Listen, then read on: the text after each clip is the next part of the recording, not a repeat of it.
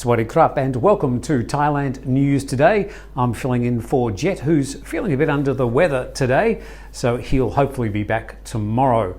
By the way, a big shout out to Billy Cost, who's a new Thaiger legend. Thank you very much for becoming part of our team. We really appreciate your support.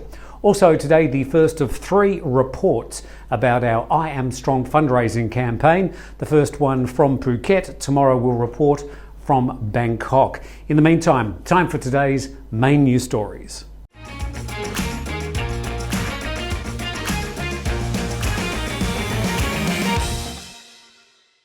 Police deny claims that live ammunition was shot at protesters on Sunday night outside Bangkok's Daeng police station. A young protester was reportedly shot in the neck and critically injured outside the station, but officers claim only rubber bullets were used to control the crowd. The protester, who has yet to be identified, is said to be around 20 years old and remains in a coma and being treated in the intensive care unit, according to a statement from Raja Witai Hospital.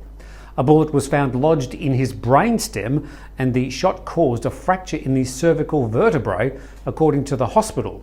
The hospital did not specify what type of bullet was found, but police maintain it's a rubber bullet despite the suspicious location it was found. The rally on Sunday marched from Victory Monument to the Government House, calling on PM Prayut Chan-o-cha to resign and accusing him of mishandling the COVID-19 crisis. Police used tear gas, water cannons and rubber bullets on protesters who entered restricted areas outside the Government House. Later that evening, crowds made their way to the Daeng intersection and the police station where this shooting incident took place. In related news, the government is seeking to press charges against Red Shirt leader Nattawut Saikuar over protests in Bangkok on Sunday. The office of the PM Prayut Chan-o-cha has confirmed that a complaint has been lodged with the Crime Suppression Division. Nattawut is accused of sedition and of violating the emergency decree and the disease prevention law after encouraging protesters to join Sunday's rally, which ended in violent clashes between participants and the police. The PM spokesperson also alleges that Nattawut had been planning to instigate unrest, pointing out that he had called on protesters to join anti-government rallies despite knowing that recent protests had resulted in violence. The Anti-Money Laundering Office has also been asked to investigate his financial history since 2010 to check if the anti-government protests are being sponsored by overseas parties. According to the Metropolitan Police, 5 protesters were arrested on Sunday, 17 police officers were injured and 18 government vehicles were damaged. Phuket is instituting new measures as ordered by the Provincial Communicable Diseases Committee. The measures are in order to prevent the further spread of COVID, which has been connected to workers' camps, factories and other places in Phuket. Phuket's governor says the measures kick in today and last until further notice. The order stipulates that workers must stay at one job site and cannot leave to go to another site. Additionally, employers must test their workers for COVID. They'll be tested using antigen kits once a week.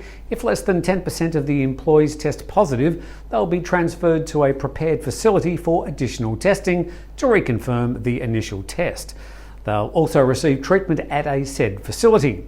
If an employee tests negative, then they go back to work but will still be tested each week. However, if 10% of the employees test positive, employers must find a location to quarantine all the workers for 14 days. Employers need to provide their workers with basic necessities such as food and water. They also have to request medical and basic medical supplies from a local state hospital. These stipulations clear up any misunderstanding who is responsible for the welfare of the workers during these enforced lockdowns. Meanwhile, the island's tourism operators, along with other southern destinations, are feeling more hopeful after the reduction in the minimum stay required as part of the Phuket Sandbox. Yesterday, the CCSA approved a proposal to set the minimum stay at 7 days, down from the previous 14. After this period, Sandbox tourists are free to travel to other sealed route destinations such as Koh Samui, Koh Phangan and Koh Tao in Suratani, or Phi Phi and Railay Beach in Krabi, or adjacent Phang Nga and Khao Lak. The Tourism Authority of Thailand says that effective yesterday, foreign tourists can visit Phuket as part of its Sandbox scheme and will only be required to spend 7 days on the island. However, they still require a certificate of entry for each of their planned routes while in Thailand. Bottom line, current Sandboxers who arrived before yesterday will still have to see out their full 14 days in Phuket. The same situation remains for any COEs approved before yesterday. Always check the fine print. First it was on, then it was off, then it was on again. Now the Public Health Ministry has officially given the go-ahead for the purchase of 8.5 million antigen test kits from China. The ministry says the government pharmaceutical organisation can proceed with the purchase from Lipu Medical Technology. The contract is being signed with Ostland Capital after tests showed the kits met the required standard. The same kits have been recalled by the US FDA due to the high number of inaccurate results, which has led the opposition Thai party filing a no-confidence motion against Thailand's public health minister. But the ministry now insists the process has met all legal obligations and the kits meet the required standard. 239 coronavirus-related deaths, a new record high, and 20,128 new COVID-19 cases were reported today by the CCSA. Importantly, 20,791 people have recovered from a COVID infection in the last 24 hours and been released from hospital. In related COVID news, the CCSA extended the order outlining disease control measures and the colour-coded zonings based on infection rates until the end of this month.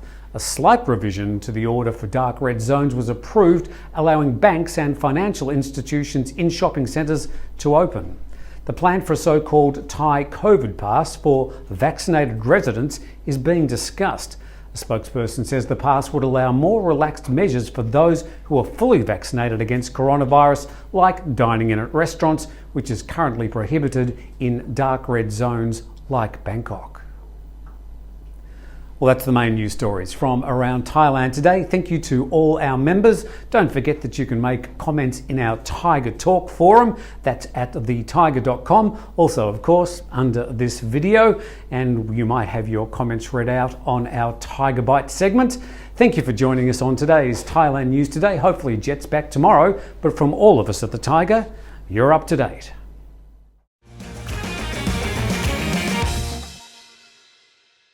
It's time to join the conversation. Thaiger Talk is our forum where you can share your thoughts and comments about all the news stories, as well as just about anything happening in Thailand. Just scroll down under any Thaiger story, click on Thaiger Talk, register, and you're in. It's time to join Thailand's fastest growing forum. So jump in and be part of the Thaiger Talk conversation.